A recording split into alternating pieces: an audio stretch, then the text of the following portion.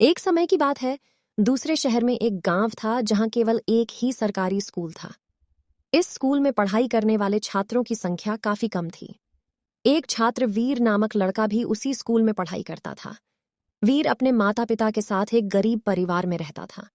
उनके पास बहुत कम संसाधन थे, लेकिन वीर का मन अपार सपनों और उच्च शिक्षा के लिए भरा हुआ था। वीर एक अविश्वसनीय पढ़ाई का प्रशंसक था और हमेशा शिक्षा में मेहनत करने के लिए उत्सुक रहता था।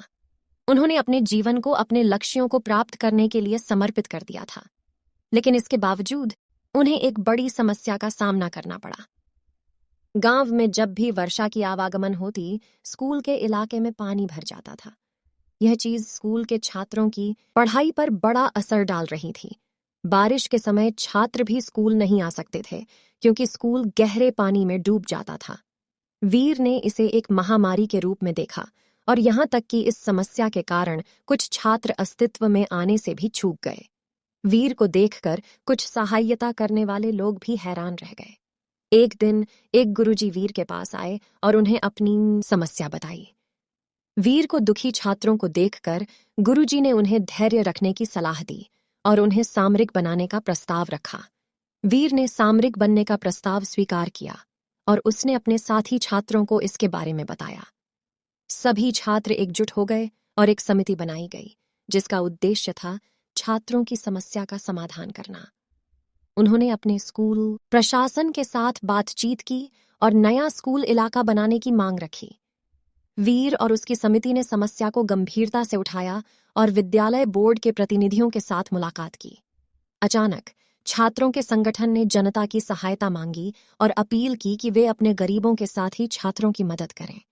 धीरे धीरे लोगों ने समझा कि वीर और उसके साथी छात्र न केवल अपने सपनों के पीछे भाग रहे हैं, बल्कि गांव की समस्या का समाधान करने के लिए एक नई राह भी ढूंढ रहे हैं। जनता के सहयोग से वीर और उनकी समिति को एक नया भवन मिला, जहां छात्र पढ़ाई कर सकते थे बिना चिंता के। गांव के सभी छात्र अब स्कूल जाने में असमर्थ नहीं थे और यह समस्या अब उनके लिए नहीं थी। वीर और उसकी समिति ने अपनी सफलता से अपार खुशी महसूस की। उन्होंने यह सिखाया कि सफलता पाने के लिए आपको सिर्फ खुद के लक्ष्यों के पीछे नहीं भागना चाहिए, बल्कि गांव और समाज के लिए भी कुछ अच्छा करने का प्रयास करना चाहिए। वीर ने अपनी पढ़ाई पूरी की और एक प्रमाण पत्र प्राप्त किया। उन्होंने अपने सपनों को पूरा किया और एक सफल व्यक्ति बन गए।